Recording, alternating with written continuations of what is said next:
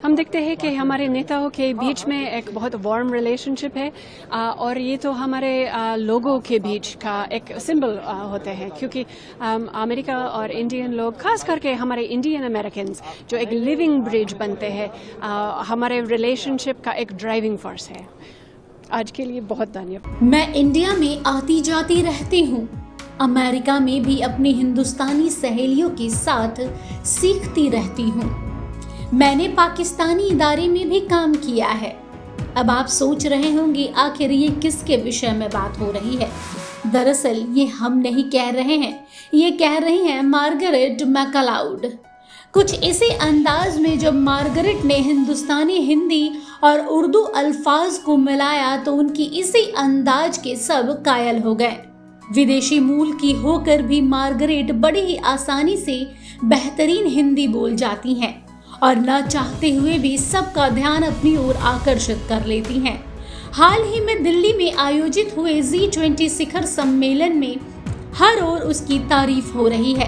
G20 शिखर सम्मेलन में आए मेहमानों के खातिर से लेकर उनके रहने खाने सबकी जमकर तारीफ हो रही है। पर इसके बीच मीडिया ने खूबसूरत चेहरे और हिंदी बोलने की कला से सबको मोहित करने वाली महिला को कैमरे में कैद किया। हम बात कर रहे हैं मार्गरेट मैकलाउड की।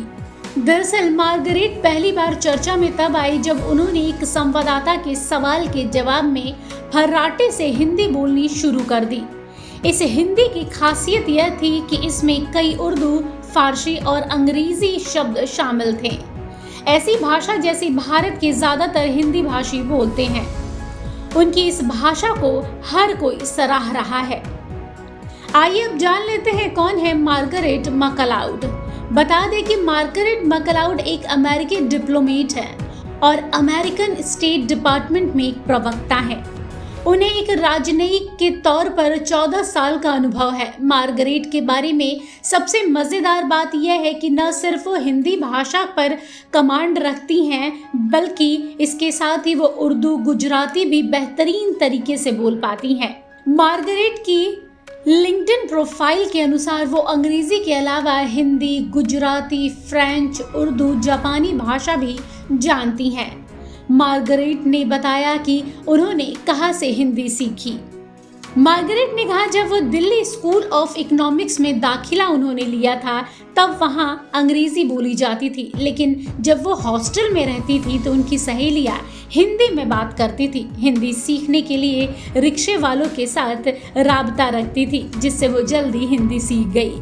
फिर विदेश मंत्रालय से जब नियुक्ति हुई तो उस दौरान गुजराती सीख ली उन्होंने। इसके साथ ही उन्होंने कहा कि जब इस्लामाबाद में रहने के दौरान उन्होंने उर्दू भी सीखी।